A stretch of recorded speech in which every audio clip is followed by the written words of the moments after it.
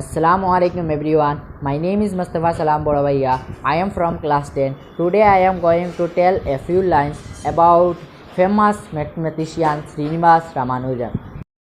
Ramanujan was born in December 22, 1887, Erode, India. He was died in April 26, 1920, Kumbhakonam. Indian mathematician whose contributions to the theory of numbers include pioneering discoveries of the properties of the partition function. When he was 15 years old, he obtained a copy of George Sobersky's synopsis of elementary result in pure and applied mathematics, 2 volume, 1880 to 1886. This collection of thousands of theorems, many presented with only the briefest of proofs and with no material, newer than 1860, aroused his genius. Having verified the result in Carr's book, Ramanujan went beyond it, developing his own theorems and ideas. In 1903, he secured a scholarship to University of Madras, but lost it the following year because he neglected all other studies in pure pursuit of mathematics. Ramanujan continued his work without employment and living in the poorest circumstances. After marrying in 1909, he began a search for permanent employment that culminated in an interview with a government official, Ramchandra Rao. Impressed by Ramanujan's mathematical prowess, Rao supported his research for a time, but Ramanujan, unwilling to exit on charity, obtained a clerical post with the Madras Port Trust.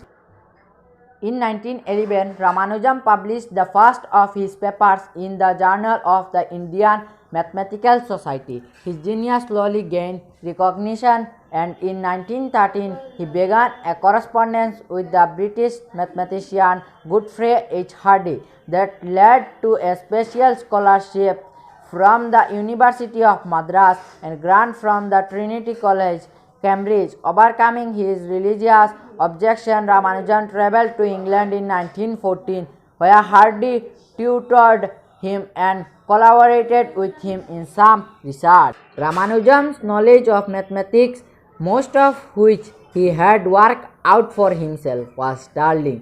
Although he was almost completely unaware of modern development in mathematics, his mastery of continued fractions was unequaled by any living mathematicians. He worked out the Riemann series, the elliptic integrals, hydrogeometric series, the functional equation of the zeta function, and his own theory of divergent series, in which he found a value for the sum of such series using a technique he invented that came to be called Ramanujan summation.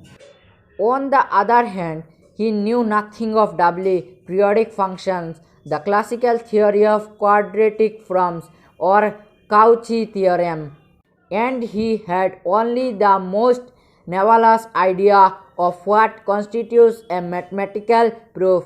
Though brilliant, many of his theorems on the theory of prime numbers were wrong. In England, Ramanujan made further advances, especially in the partitions of numbers, the numbers of which that a positive integer can be expressed as the sum of positive integers. Example, 4 can be expressed as 4, 3 plus 1, 2 plus 2, 2 plus 1 plus 1, and 1 plus 1 plus 1 plus 1. His papers were published in English and European journals, and in 1918 he was elected to the Royal Society of London. In 1917, Ramanujan had contracted tuberculosis, but his condition improved sufficiently for him to return to India. In 1919, he died the following year, generally unknown to the world at large but recognized by mathematicians as a phenomenal genius without peer since Leonhard Euler, and called Jacobi.